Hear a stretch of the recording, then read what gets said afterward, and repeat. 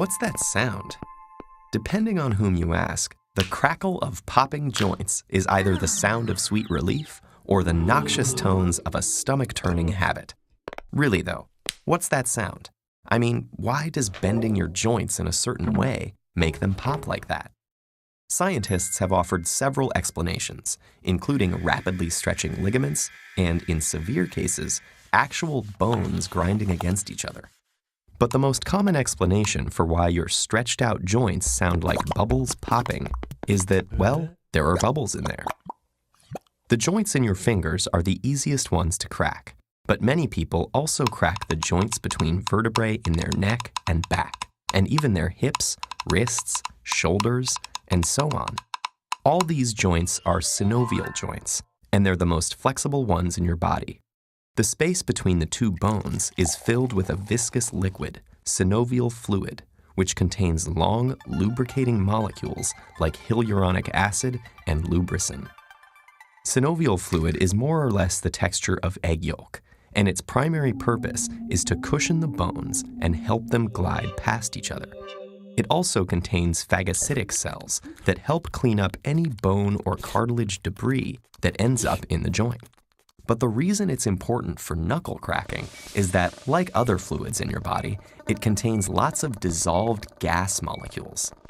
Knuckle crackers know that to get that satisfying pop, you stretch the joint farther than it normally goes, by bending your fingers backwards, for example.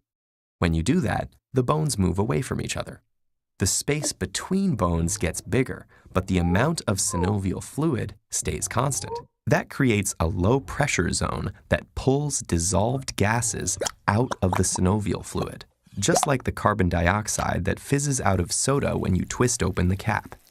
Inside the joint, the escaping gases form a bubble with a pop. But the bubble doesn't last long. The surrounding fluid presses on it until it finally collapses.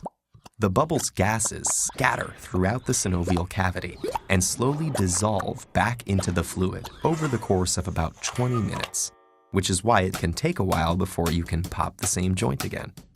Some scientists think there may actually be two pops, one when the bubble forms and another when it bursts.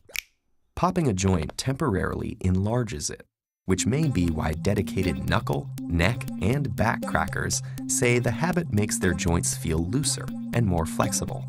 But you may have heard from a concerned relative or annoyed office mate that cracking your joints will give you arthritis.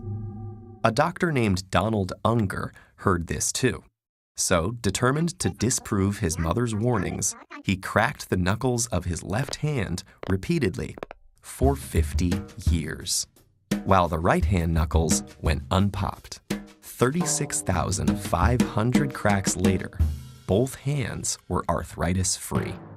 For this selfless act of devotion to science, Dr. Unger received an Ig Nobel Prize, a parody of the Nobel Prize that recognizes wacky but weirdly fascinating scientific accomplishments.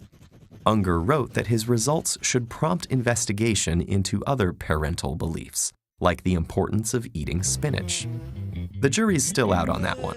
As for knuckle cracking, one study suggests that all that joint stretching and bubble bursting can cause your hands to swell and weaken your grip. But the biggest proven danger seems to be annoying those around you.